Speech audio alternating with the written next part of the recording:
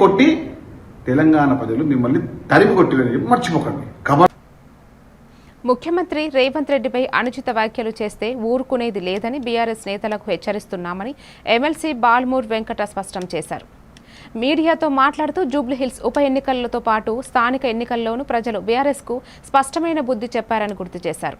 అయినప్పటికీ కేటీఆర్ వైఖరిలో ఎలాంటి మార్పు కనిపించడం లేదని విమర్శించారు. 10 ఏళ్ల బీఆర్ఎస్ పాలనలో చేయలేని అనేక అభివృద్ధి పనులను ప్రస్తుతం సీఎం రేవంత్ రెడ్డి చేస్తున్నారని చెప్పారు. ప్రజల పట్ల అంకిత భావంతో ప్రభుత్వం పనిచేస్తున్న ఈ సమయంలోనూ అహంకారపూరిత ధోరణితో విమర్శలు చేయడం దురదృష్టకరమన్నారు. ముఖ్యమంత్రి గారు తప్పు మాట్లాడలే. గుంటూరులో చదువుకొని, అమెరికాలో చదువుకొని తెలంగాణ రాష్ట్ర ప్రజల సమస్యలపైన తెలంగాణ రాష్ట్రం పట్ల నీకు చిత్తశుద్ధి లేదని మాట్లాడారు.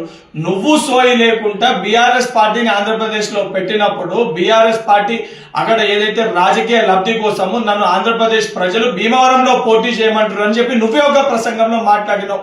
ఈ రోజు సిగ్గు లేకుండా ముఖ్యమంత్రి గారి వ్యక్తిగత జీవితం గురించి, ముఖ్యమంత్రి గారి యొక్క చరిత్ర గురించి మాట్లాడుతున్నాం. నీది మీ అయ్య చరిత్ర ఏంద్రా నాయన? మీ కె చంద్రశేఖర్ రావు అలియాస్ దుబాయ్ శేఖర్, మీ అయ్యకి దుబాయ్ శేఖర్ అనే పేరు ఎందుకు వచ్చింది? ఈ రోజు కూడా గూగుల్లో దుబాయ్ శేఖర్ అని కొడితే pet name, nick name of K Chandrashekhar Rao అని వస్తుంది. మరి ఆ రోజు దొంగ పాస్పోర్ట్ల పైన స్వయంగా నీ చెల్లెని నువ్వు దయ్యం అని చెప్పి సంబోధిస్తుంది.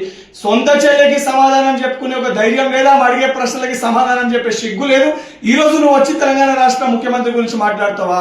ఇదే రకంగా నీ వ్యవహారం ఉంటే రేపు పొద్దున చెప్పులు అరిగేటట్టు తెలంగాణ ప్రజలు కొట్టి మీ అయ్యచ్చే ఏదైతే మెడలో నీ మెడలో చెప్పులేసి ఊరేగించే పరిస్థితి కూడా వస్తుంది. బిడ్డ కేటీఆర్ ఖబర్దార్ ఇంకోసారి ముఖ్యమంత్రి గురించి మాట్లాడితే చెప్పు. కేటీఆర్ తెలంగాణ ప్రజలు నీకు సిగ్గు చెప్పినాక కూడా చెప్పు. శేరిలింగంపల్లి